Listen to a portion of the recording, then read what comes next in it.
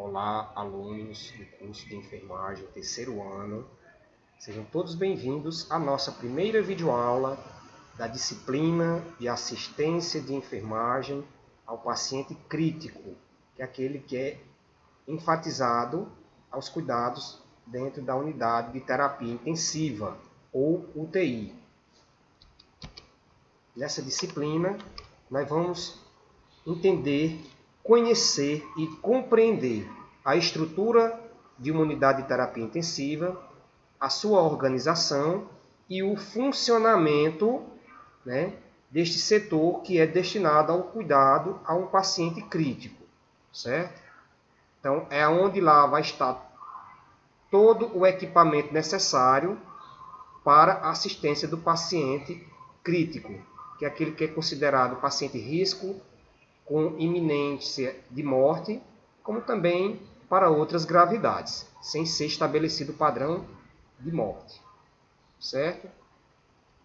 Então a gente faz um breve histórico, que a gente entende toda a parte inicial da conjuntura dos serviços de saúde, até o que a gente dispõe hoje da medicina mais avançada. Então a gente inicia com a Florence Nightingale, a mãe da enfermagem, no ano de 1863, aqui representada nesta bela figura. Nós temos o Dr. Waller Dandy, outro dado histórico, que fundou a primeira UTI no ano de 1914, lá no Hospital John Hopkins, nos Estados Unidos da América. E também, outro dado histórico é que Dr. Peter Safar foi o primeiro médico intensivista, que foi este que preconizou o ABC da urgência e da emergência. Também foi ele responsável por criar a técnica da respiração boca a boca e também da massagem cardíaca externa. Em 1962, foi criada a primeira disciplina de medicina de apoio ao paciente crítico nos Estados Unidos. Uma disciplina importante porque foi da necessidade de estudar com a maior profundidade sobre os cuidados que devem ser realizados a um paciente na unidade de terapia intensiva. Foi também em 1962 que se estabeleceu a primeira UTI cirúrgica, certo? Onde não precisaria destinar o paciente para fora da UTI, lá, se fosse preciso, faria um procedimento cirúrgico dentro da própria unidade, certo? Como também em 1962 foi elaborado o serviço de UTI transporte, hoje de forma mais avançada a gente conhece pelo SAMU, que é o Serviço de Atendimento Médico de Urgência. E também em 1962 foi fundada a Associação de Medicina de Emergência. Em 1958, outro dado histórico, o Dr. Thomas Petty, ele foi o pesquisador que identificou a SARA, que é a Síndrome Aguda da Respiração, que é um problema respiratório grave, certo? Que é comprometimento pulmonar pelo extravasamento de líquido interno e aí diminuindo o fluxo de oxigênio, podendo levar o paciente à morte. Isso aí acomete muito em pacientes na UTI, pacientes com SARA, certo? Que é a síndrome da angústia respiratória aguda. Para frisar bem para vocês, síndrome da angústia respiratória aguda, tá certo? Outros médicos, como Dr. Alfred Blalock e Dr. Vivian Thomas. Eles foram os pioneiros em cirurgias cardíacas e também aprofundou os estudos sobre choque hipovolêmico, que é em decorrência da diminuição de líquidos corporais, também podendo levar o paciente até a morte. Então, são um breve histórico para chegar no aparato sobre a expansão das unidades de terapia intensiva. Então, aí nós temos uma interrogação, UTI ou CTI? Então, a gente vai ver cada um dos dois, porque às vezes uma letrinha pode diferenciar da outra, certo? Mas vocês vão entender que se trata de um mesmo setor. Então, você já pode observar aqui o que? A UTI é uma unidade hospitalar destinada a pacientes graves, certo? De gravidade, ou aqueles com risco de morte, que na sua maioria são potencialmente recuperáveis, ou seja, não é todo paciente que vai estar na UTI que vai vir a óbito. né? Jamais. Lá onde dispõe de todos os equipamentos, né, de forma moderna, com equipes multiprofissionais, que vai dar uma assistência mais efetiva, certo? A assistência é bem maior, né, por conta do risco que alguns podem ter de morte. Estes que exigem assistência médica ininterrupta, ou seja, 24 horas, com o apoio de uma equipe multiprofissional, além de equipamentos apropriados para o setor. Então, nestas figuras aqui, vocês podem observar como deve ser uma estrutura de uma unidade de terapia intensiva, certo? E aqui vocês entendem que é uma área que deve estar restrita às outras unidades do hospital, né? Com uma estrutura própria, certo? Com leitos e equipamentos para a finalidade de assistência a um paciente crítico, certo? Então, os serviços de tratamento intensivo dividem de acordo com a faixa etária dos pacientes que são atendidos. Nas seguintes modalidades, nós temos a UTI neonatal, né, que é um serviço de tratamento intensivo destinado ao atendimento de pacientes com a idade de 0 a 28 dias. Gravem bem, né, esses dados. 0 a 28 dias é todo paciente que deve receber o cuidado numa UTI neonatal, são os recém-nascidos. A UTI pediátrica é destinada ao atendimento de pacientes com idade de 29 dias a 12 anos incompletos, certo? Ou seja, 11 anos, 11 meses, quase 12 anos, né? Ou passando disso. Em uma UTI adulta, que é destinada ao atendimento de pacientes com idade acima de 14 anos, e pacientes na faixa etária de 14 a 18 anos, com uma certa restrição, essa faixa etária aí, porque você pode compreender que é da fase adolescente à fase adulta, incompletos, sendo eles podem receber atendimento nas unidades de tratamento intensivo adulta ou pediátrica. Pediátrica, mesmo que seja até 12 anos incompletos, mas se dentro de um hospital tiver uma outra unidade de terapia que seja para pacientes adultos, que não dispor de vaga, pode receber o paciente, certo, nessa faixa etária de 14 a 18 anos. Isso de acordo com o manual de rotinas do serviço hospitalar que dispõe deste serviço de tratamento intensivo. Aí a gente passa agora para a definição do que é uma CTI. CTI é um centro de terapia intensivo, certo? A gente viu que o UTI é a unidade de terapia intensiva. E o CTI é o centro de terapia intensiva. Que na verdade é o quê? É uma UTI.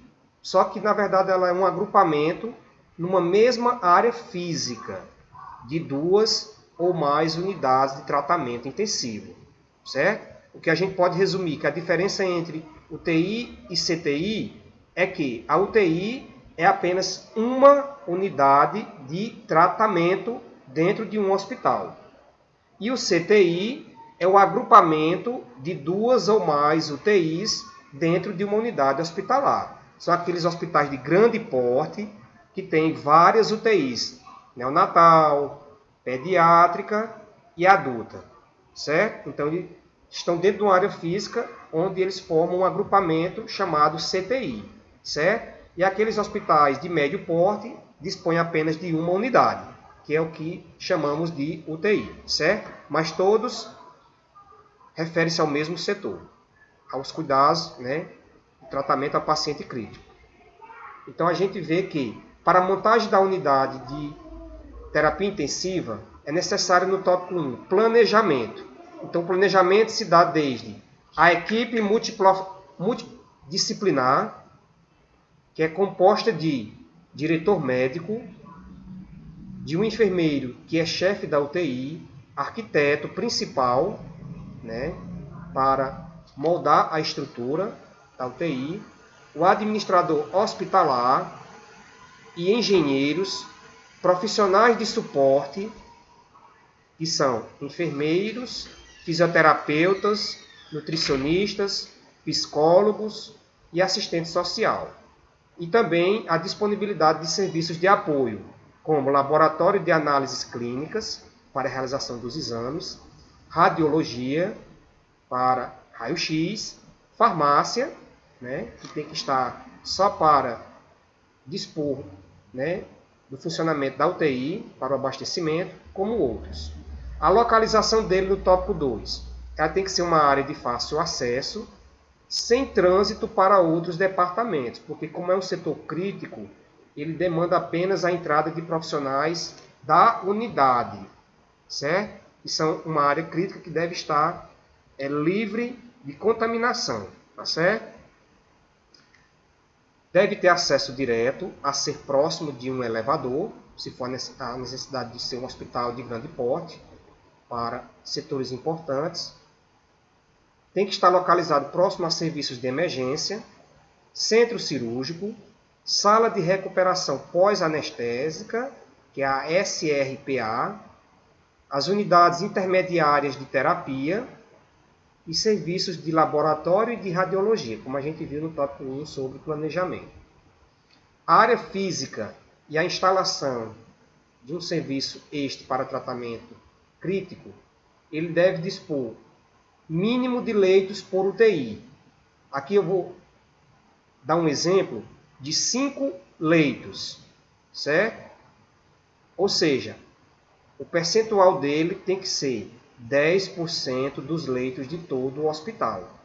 Então, me referi a 5 leitos se o hospital dispor de 50 leitos. Então, se um hospital tiver 50 leitos na sua estrutura física, destina-se 10% desse total de leitos para montar uma unidade de terapia intensiva. Então, 5 leitos deve possuir dentro dessa UTI um hospital que tem 50 leitos, tá certo?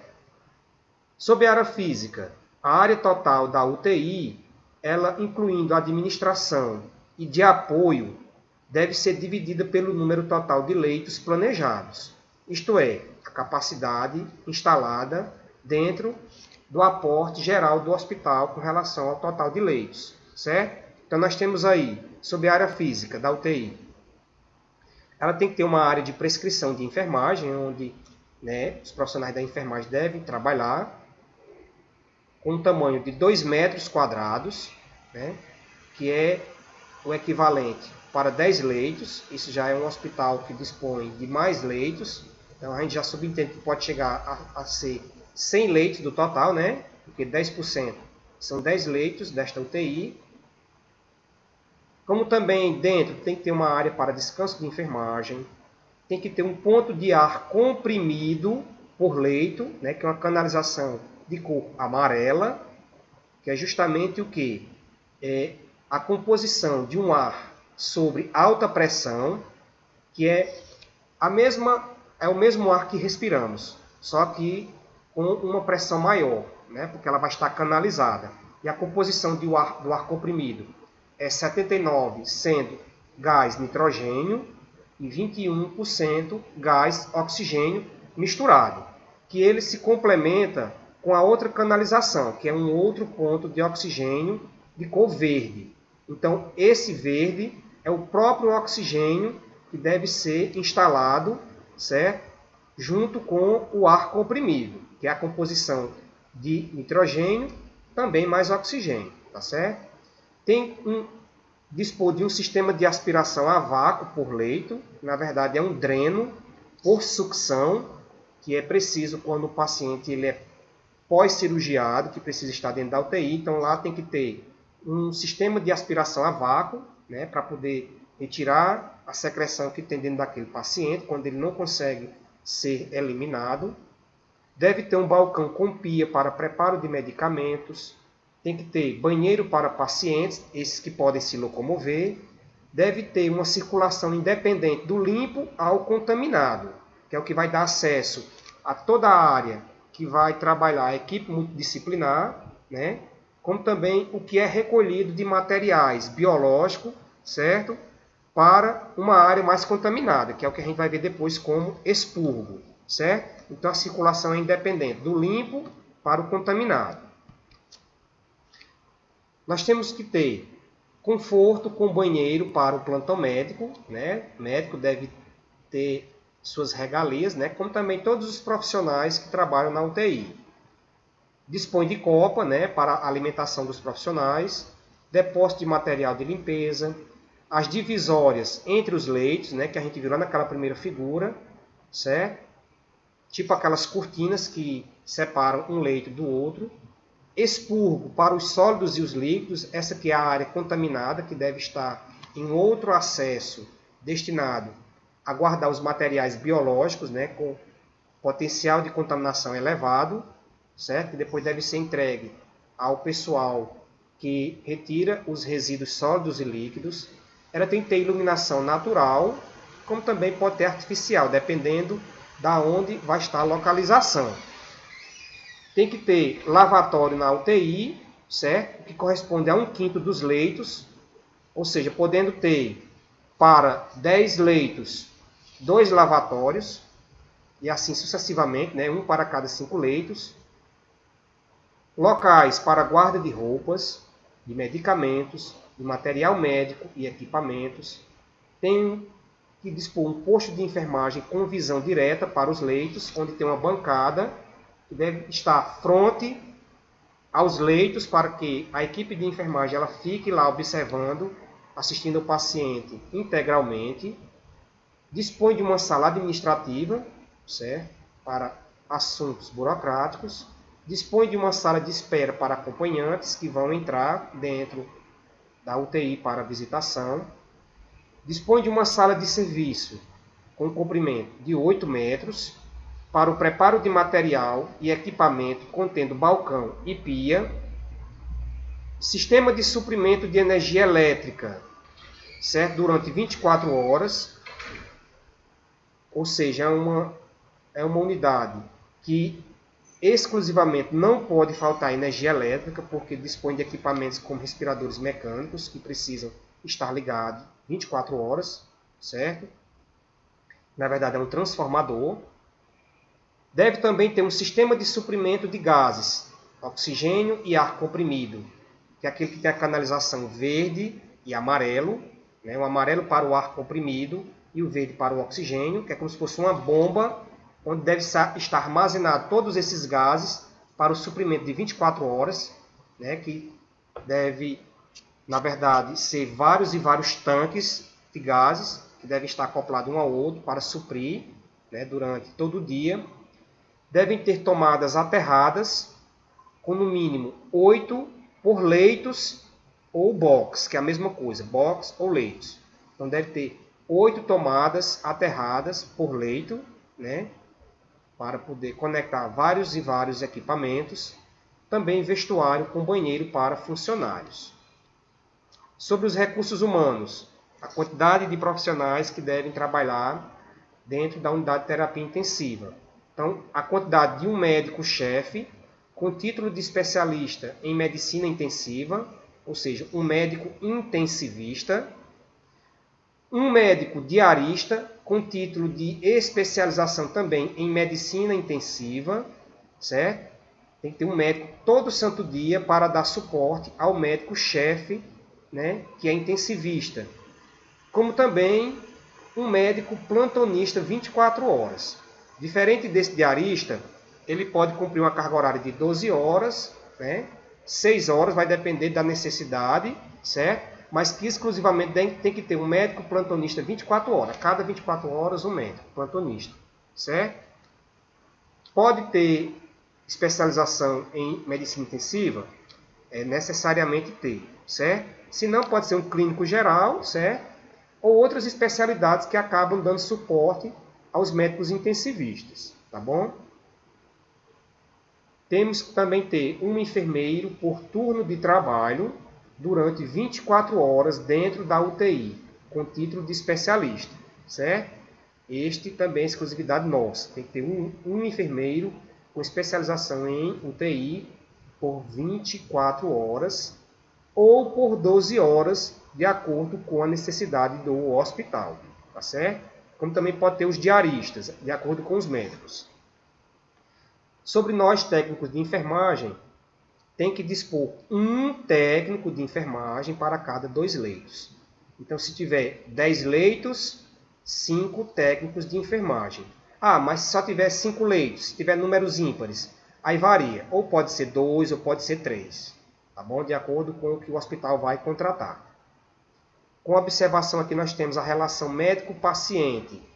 O médico ele tem que ter a sua visão de que ele tem que cuidar com integridade de cada 2 pacientes. Então, se tiver 3 médicos lá dentro, então a exclusividade é de um médico para cada 2 leitos, certo? Ou de acordo com o que tiver dentro da equipe. Se tiver só um médico, então ele tem que se virar nos 30, mas também tem que aplicar a assistência de forma igual para todos, de acordo com a sua gravidade, certo? Como se tiver mais de um, aí então você vai e divide a metade dos pacientes para cada um dos médicos, certo? E assim vai aumentando de acordo com a quantidade de médicos. Lembrando que tem que ter o título de especialização em medicina intensiva, na sua maioria, tá? Sobre os materiais e equipamentos, a gente vê aqui neste primeiro um aparelho de fototerapia que é utilizado para bebês recém-nascidos dentro da UTI neonatal, que às vezes eles nascem com um déficit baixo de oxigênio, certo?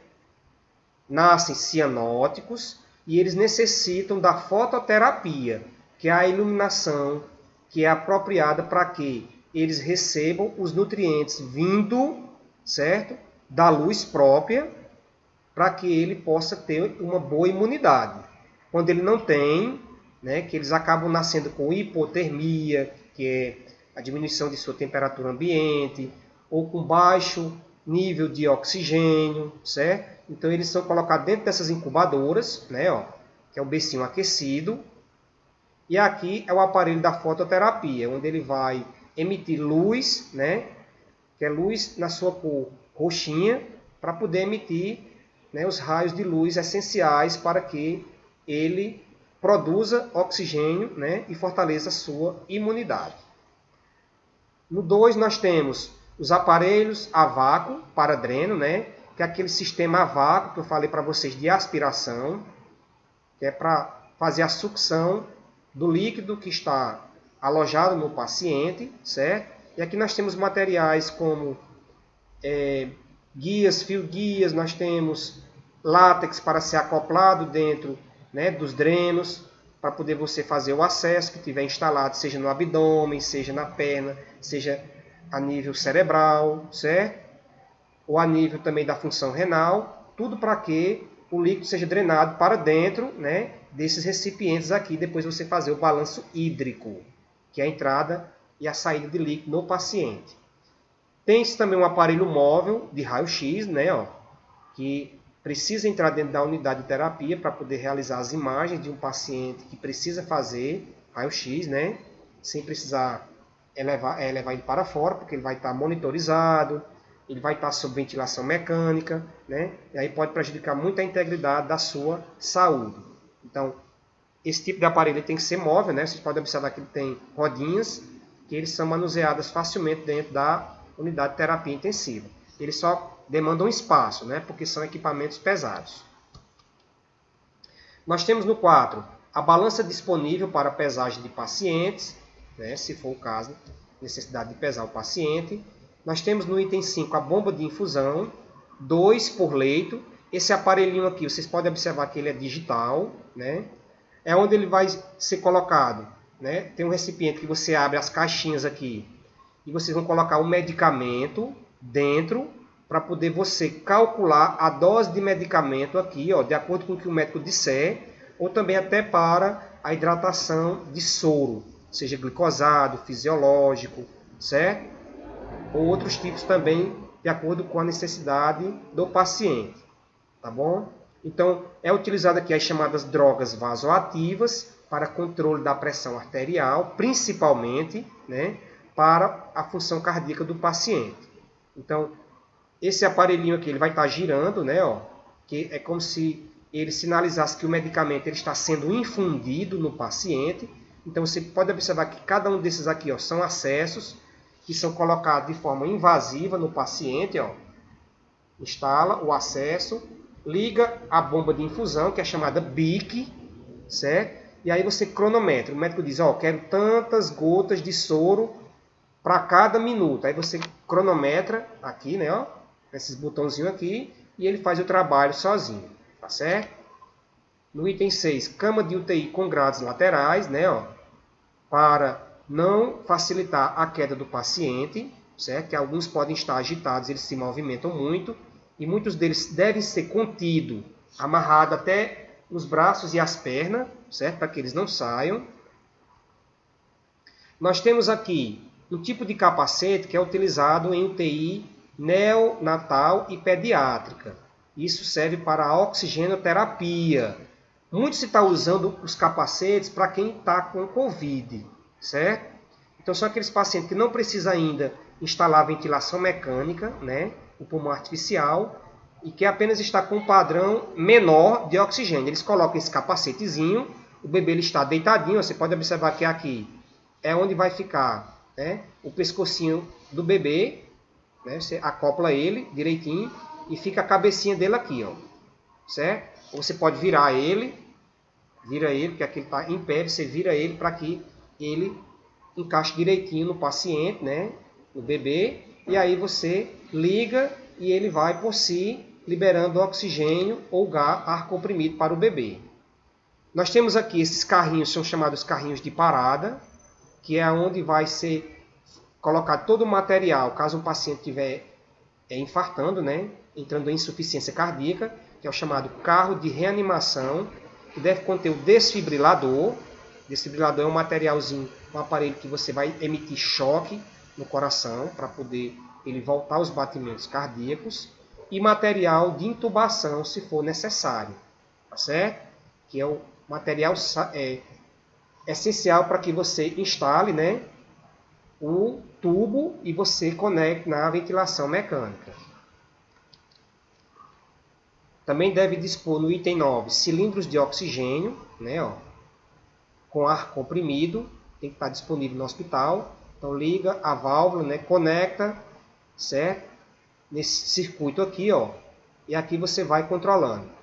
Tem ar comprimido de um lado, tem ar oxigênio de outro, tem até mesmo acoplado para drenagem, certo? E você vai até fazer aqui a medição do que sai no paciente, quando você estiver fazendo a drenagem no paciente, a retirada de líquido no pulmão, certo?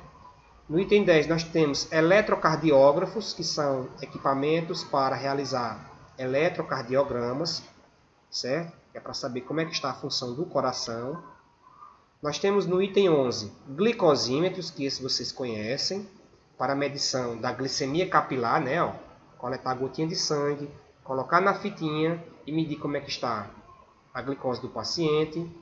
No item 12, um kit de beira de leito, que deve conter termômetro, estetoscópio, esfigmomanômetro, né, que é aparelho de pressão, ou um ambu, né, que é para realizar a ventilação manual, que deve conter esse kit para cada leito. Você pode observar aqui, né? Mas aí para a realidade de hospitais públicos, geralmente isso não acontece, né? Mas para hospitais particulares, eles devem dispor, como também devem dispor em hospitais públicos, certo? Um kit para cada leito. Tem que ter inaladores e o berço de calor radiante, um para cada paciente, lá na UTI neonatal, como eu falei para vocês, o bercinho aquecido, né? E o aparelho de fototerapia, certo? Que não é necessário ter na mesma quantidade dos leitos, vai depender, como eu falei para vocês, da estrutura do hospital, certo? Se for um hospital particular, geralmente tem esses equipamentos para cada leito, certo? Que poderá, em alguns momentos, vários bebês precisar ao mesmo tempo, certo? Como também pode dispor apenas de um equipamento para toda a UTI neo, certo? No item 14, deve dispor de máscaras de nebulização, ó, tem que estar conectados lá no circuito de oxigênio, como tem lá na parede, e tem que ter um para cada leito, certo? Lembrando mais uma vez que a rede de canalização de cor verde é para oxigênio e amarela para ar comprimido, certo? como também no item 15, material disponível para todo o plantão nas suas 24 horas, como acesso venoso profundo, se for necessário fazer um acesso, quando não pega no braço ou na perna, através da jugular, né? Ou intraclávica, que é o acesso que o médico faz para medir a pressão arterial do paciente, ou até para a infusão de medicamento, né? Que é bem aqui no pescoço, a localização da jugular. Tem que ter material para curativos, material para diálise peritoneal, né? Que é um tipo de hemodiálise que é realizada a nível de peritônio. Isso vai de acordo com a gravidade, e se for pacientes crônicos que já têm doenças renais há muito tempo, certo? Tem que ter material para fazer a drenagem do tórax, quando ele tem um pneumotórax, por exemplo, que entra líquido no pulmão, certo? Por algum processo infeccioso. Então deve ter material para fazer a drenagem torácica, né? Que é a chamada toracocentese, e você vai introduzir uma agulhinha e depois vai retirar o líquido do pulmão. Você também tem que dispor de implante de marca-passo temporário, se for para pacientes de UTI coronária, né? E também podemos ter uma UTI exclusiva para tratar pacientes doentes do coração, como também UTI neurológica, exclusiva para pacientes com problemas cerebrais. Tem que ter material para punção licórica, né? Que é a retirada do líquor da coluna, para verificar se o paciente pode ter uma doença, né, ou doenças graves, certo? Para poder fazer o estudo patológico, certo? Tem que ter material para sondagem vesical, para a eliminação da urina, sondagem nasogástrica, né, a nível gástrico, ou também material para traqueostomia, quando o paciente ele já passa vários dias em ventilação mecânica e que eles estabelecem um prazo para que retirem o tubo e façam a traqueostomia para ele respirar através a nível aqui, ó, certo? De laringe e faringe. No item 16, nós temos monitores cardíacos, que é esses que controlam os batimentos do coração, pulso, frequência cardíaca. Então, tudo isso é monitorizadozinho aqui, ó. E é importante ele estar bem visível para a equipe de enfermagem ou a equipe médica, né? Tem que ter um para cada paciente. Tem que dispor no item 17 de um negatoscópio, que é um aparelho que você liga esse botão, aqui fica luminoso, para poder você colocar as imagens de raio-x e o médico visualizar melhor, para saber o que é que está de anormal em sua estrutura anatômica. Tá? No item 18, temos um oxímetro de pulso, né, que é para medir a saturação do paciente, que é sobre o nível de oxigênio no sangue. Tem que ter um para cada paciente. E respiradores mecânicos, um a nível pressórico, que é muito utilizado em UTI neonatal, em um número correspondente a 1 para cada 3 leitos, certo? Então, a nível pressórico é justamente quando o bebezinho ele não tem aquela expansão torácica como tem um adulto, e ele necessita de quê? De que respire de forma pressórica, ou seja, a uma pressão positiva, para que ele possa estimular o seu pulmãozinho, certo? A receber o ar e aí ele trabalhar de forma assim simultânea, para que aos poucos ele não necessite mais da sua forma pressórica, certo? A nível de pressão positiva, certo? Ou apenas a nível normal de pressão. No item 20, um respirador mecânico, um por leito para todos os pacientes que têm deficiência de respirar. Então, este aparelhinho aqui, parecido com o pressórico, ó, ele possui umas traqueias, que é justamente parecido com as traqueias que chegam até o pulmão, e aí ele realiza a respiração, né, de forma artificial, ou seja, que é o pulmão artificial do paciente que emite o gás oxigênio para que o pulmão ele não se colabe, ele não se feche e não há morte por insuficiência respiratória. Então, esse aqui tem salvado muitas vidas, principalmente neste momento de pandemia que a gente está vivenciando. Tá certo? Então, isso é utilizado para pacientes de alta gravidade, tanto o item 19 quanto o 20. Sobre os serviços de apoio diagnóstico e terapêutico, é importante que a unidade de terapia intensiva ela esteja aliada a ela vários tipos de serviços, como laboratório de análises clínicas 24 horas por dia, né, onde se é coletado todo o material do paciente, da coleta de sangue, para que sejam realizadas as análises clínicas, né, exames de hemogramas, fezes, urina, certo? E tantos outros. Tem que ter acesso a uma unidade transfusional também durante 24 horas, quando o paciente precisar de transfusão sanguínea. Então deve ter uma unidade onde se armazene, né, as bolsas de sangue e de plasma para o paciente, caso necessite tomar, certo? Tem que dispor de cirurgia geral ou pediátrica, isso dentro da UTI pediátrica, se for necessário, né, a realização de uma cirurgia para as crianças, certo? Que é o que compreende de 29 dias a 12 anos incompletos. Também tem que dispor de serviços com condições de realizar a diálise peritoneal na UTI, né, que é uma hemodiálise específica para pacientes graves que necessita de fazer hemodiálise a nível interno, né, porque a gente sabe que a hemodiálise ela é aquela parte que é conectada, onde o sangue ele sai de forma externa e lá ele é purificado dentro das bombas e ali purificado ele retorna para o paciente, certo?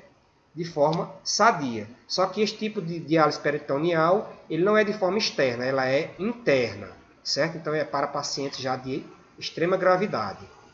É também serviço de endoscopia digestiva e de fibrobronquoscopia, né, que é justamente para realizar as imagens a nível de estômago, né, tanto pode ser a endoscopia digestiva ou a fibrobronquoscopia, certo? Vai de acordo com o que o médico for solicitar, certo? Deve ter aparelho de hemogasômetro próprio do hospital, que é para coletar o sangue a nível arterial aqui no pulso, ó, para saber como é que está o nível de oxigênio e gás carbônico, que através desse exame se define se o paciente ele está com um padrão respiratório positivo ou negativo, né? Que é aí que decide se vai ser feita a intubação ou não, através da gasometria a nível arterial, e também aparelho de ultrassonografia para imagens mais específicas, certo? E aqui eu deixo uma mensagem para vocês na finalização da nossa aula, em que não há nada mais humilhante do que não conseguir o fruto por medo de sacudir a árvore, certo? Quer dizer que, enquanto nós profissionais da saúde, nós devemos encarar e não ter medo de aceitar estar dentro de uma unidade porque estamos cuidando de pacientes críticos e achar que ali aquele paciente ele não vai sobreviver.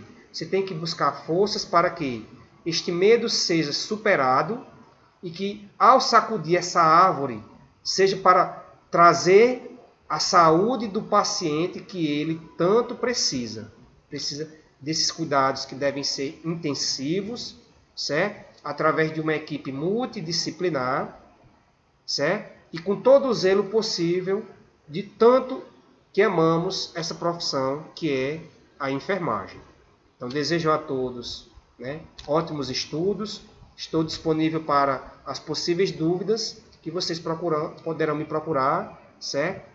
No privado, através do WhatsApp, certo? Ou através também do grupo, certo? Então, fiquem com Deus e até a nossa próxima videoaula.